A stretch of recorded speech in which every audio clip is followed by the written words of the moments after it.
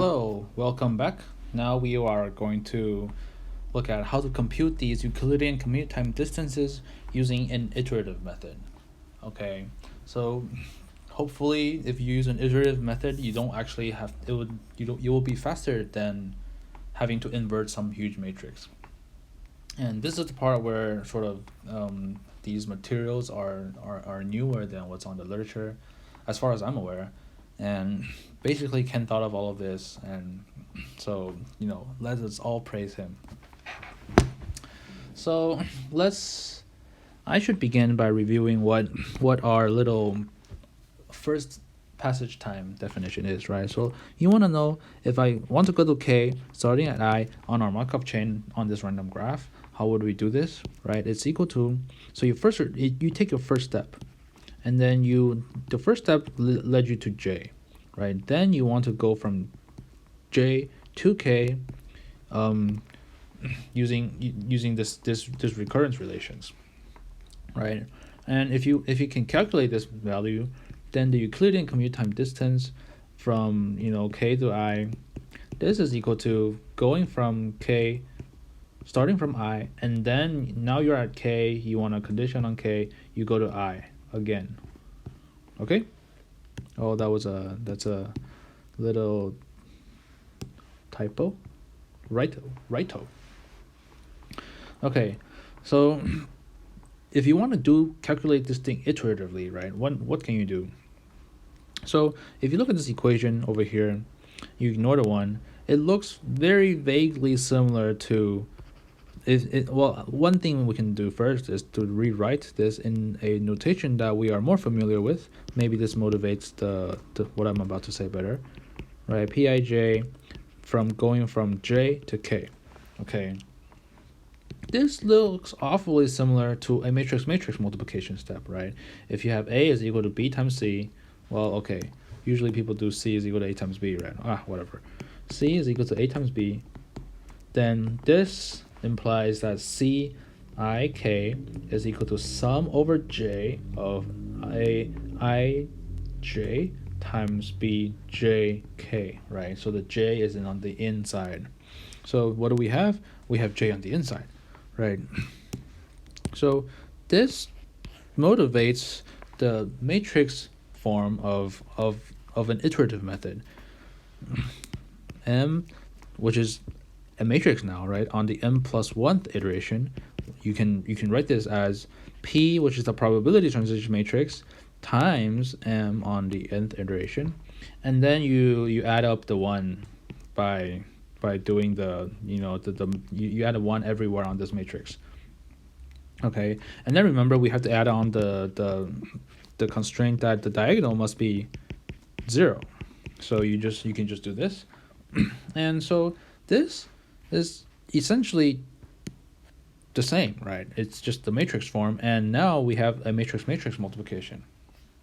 Okay, so there's a few nice things about this iteration, right? One, if graph not very connected, does not have a lot of edge, right?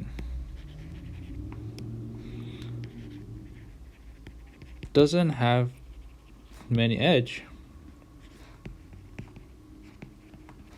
P is sparse. So this matrix, so P times M is fast. Wow.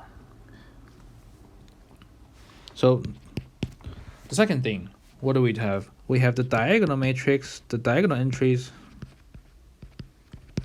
are correctly maintained.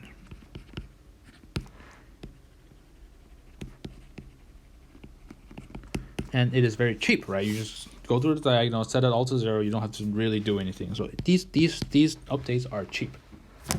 Okay, and then there's the third thing that we wanted to show, which is how do we know that this iteration is going to work, right? So we have a few guarantees. If we initialize m is equal to mij is equal to a bunch of zeros, right? Then we have 0 is greater than or equal to mik on the first iteration, which is greater than or equal to mik on the second iteration, and then all the way to mik at the nth iteration, and you can take the limit n goes to infinity, and then this thing will be less than or equal to mik true, the true mik.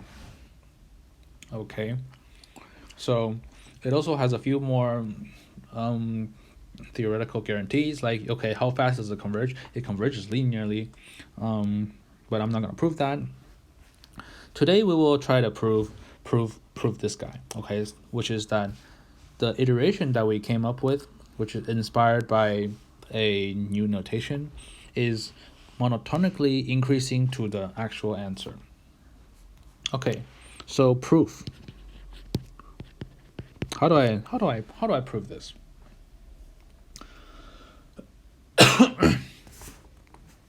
Okay, so it's actually going to be an induction proof.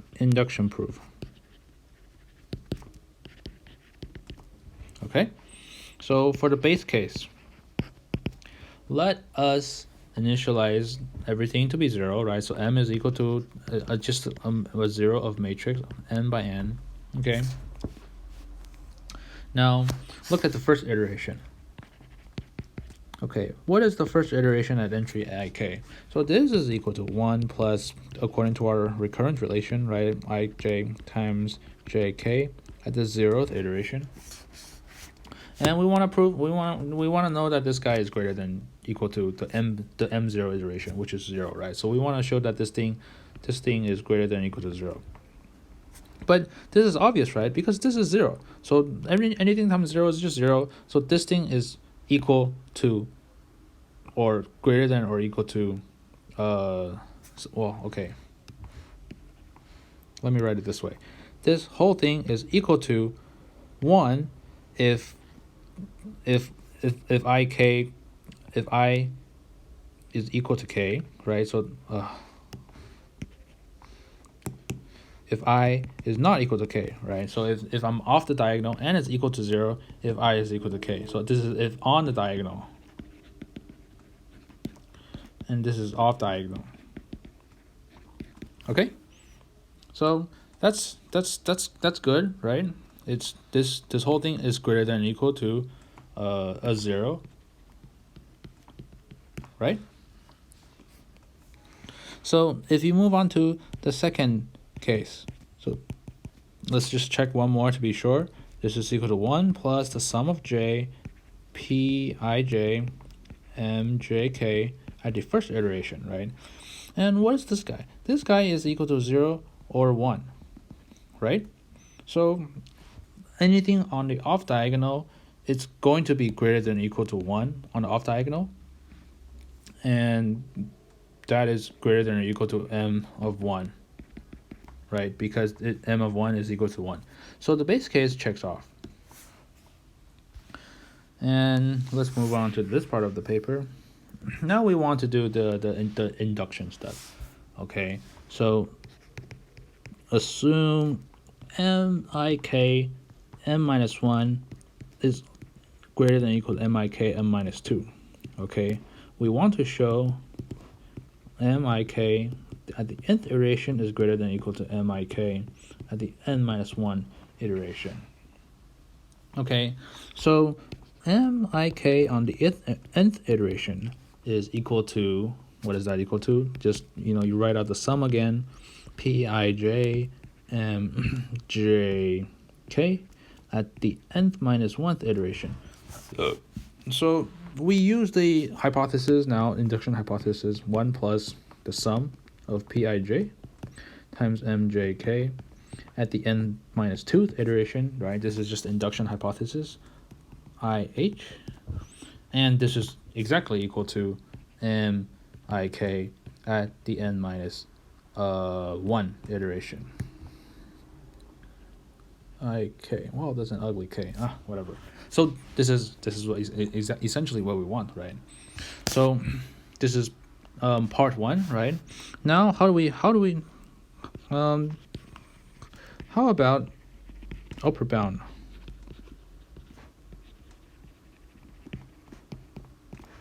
So now we will assume that there is actually some kind of upper bound. I'm just going to say MIK that is going to be greater than equal to, assume that there is some MIK, some whatever MIK is the true value, and it's greater than equal to whatever n you can have. Well, for induction purposes, let me just say n minus 1, right? If this is true, you can check the base case. We are just going to do the induction step. If this is like true, right, and it satisfies the system of equations, then we can have MIK is equal to 1 plus j of pi j MIK, right? It satisfies the system of equations, and this guy is equal to greater than or equal to 1 plus the sum of j of pij times what? We use the induction hypothesis, MIK. Well, I forgot to write the MIK here. M minus 1. Okay, and what is this guy? This guy is equal to m of n of ik. So, well, I guess I didn't write what we wanted to show, but we wanted to show that MIK is going to be greater than or equal to MIK of n if MIK satisfies star. Okay, I'm just gonna say star, and star is equal to here. So it's the system of equations that we have. So okay, so what do we have? So we can conclude one thing, right? First of all, MIK from n is monotonic. Okay, and that MIK n is bounded above. Okay, so that means this guy will eventually converge MIK n. If you take the limit, will eventually converge to MIK true, so which is just MIK as n goes to infinity, and this is by the monotone convergence theorem, right? Okay, so this is the proof for this part, and again we didn't prove that this what did Ken say? We didn't prove that the iterates is converges in the sense that it has the minimal solution, right? And we didn't say that the rate of convergence or anything. The rate is linear, and it also converges to the minimal solution of the equation. But I guess eventually, if Ken decides to write a paper about that, you can read it there. Okay, so